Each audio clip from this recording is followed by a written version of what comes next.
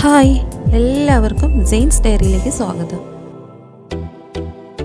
ഇന്നിവിടെ തയ്യാറാക്കാൻ പോകുന്നത് ജെല്ലിയും കസ്റ്റാർഡ് ഉപയോഗിച്ചിട്ടുള്ള ഒരു ജെല്ലോ കസ്റ്റാർഡാണ്. അതെങ്ങനെയാണ് തയ്യാറാക്കുന്നത് നമുക്ക് നോക്കാം. കുട്ടികൾക്കും മുതിർന്നവർക്കൊക്കെ വളരെയധികം ഇഷ്ടപ്പെടുന്ന ഒരു ഐറ്റം കൂടിയാണ് ജെല്ലോ കസ്റ്റാർഡ്.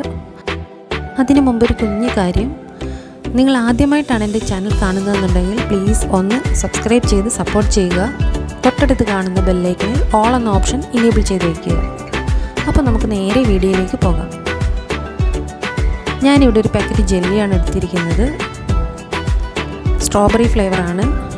അതിനെ നമുക്ക് പൊട്ടിച്ചൊരു ബൗളിലേക്ക് ഇട്ട് കൊടുക്കാം. ഇനി ഈ ജെല്ലി പൗഡറിലേക്ക് നല്ല ചൂടുള്ള വെള്ളത്തിൽ നമുക്ക് ചേർത്ത് കൊടുക്കാം. അത് ഒരു ഗ്ലാസ്സാണ്. 240 ml ആണ് എൻ്റെ കപ്പിൻ്റെ അളവ്.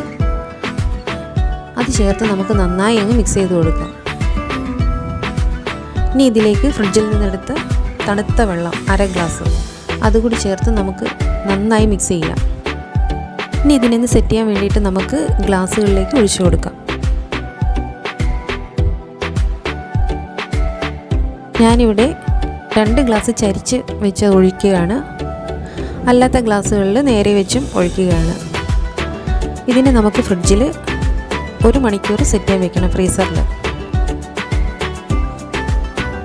ഇനി നമുക്ക് ഇതിൻ്റെ കസ്റ്റാർഡ് റെസിപ്പി തയ്യാറാക്കാം. അതിനായിട്ട് ഞാൻ 2 കപ്പ് പാൽ ഒഴിച്ചു കൊടുത്തിട്ടുണ്ട്.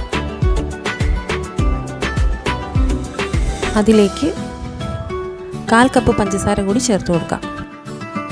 പാൽ ചെറുതായി ചൂടായി വരുമ്പോഴാണ് നമ്മൾ പഞ്ചസാര ചേർത്ത് കൊടുക്കുന്നത്.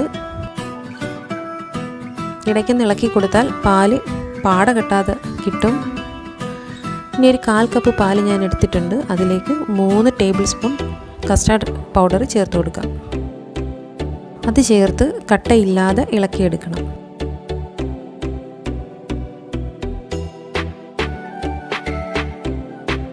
ഇതിന് നമുക്ക് ചൂടായി കിടക്കുന്ന പാലിലേക്ക് ഒഴിച്ചു കൊടുക്കാം. ഇത് ഒഴിച്ചു കൊടുത്തിട്ട് കൈയെടുക്കാതെ നന്നായി ഇളക്കി കൊടുക്കണം. അടിക്ക് പിടിക്കാതെ സൂക്ഷിക്കണം.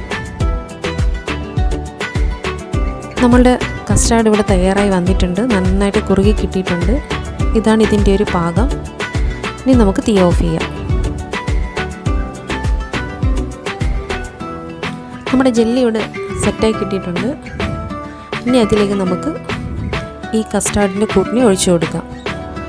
കസ്റ്റാർഡ് തയ്യാറാക്കി വെച്ചിട്ട് ഒരു 1-2 മിനിറ്റോളം ഒന്ന് ഇളക്കി കൊടുക്കണം. അതിനുശേഷം മാത്രമേ ഇതിലേക്ക് ഒഴിക്കാവൂ.